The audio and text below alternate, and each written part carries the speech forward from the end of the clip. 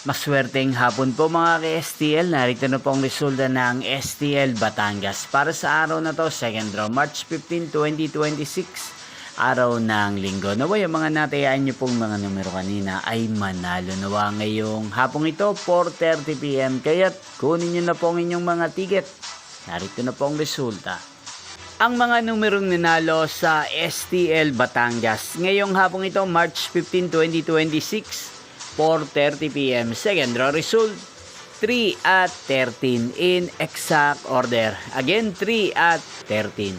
At ngayong hapong ito sa STL Batangas, atin pong i-shoutout si Ate Francine ng Batangas.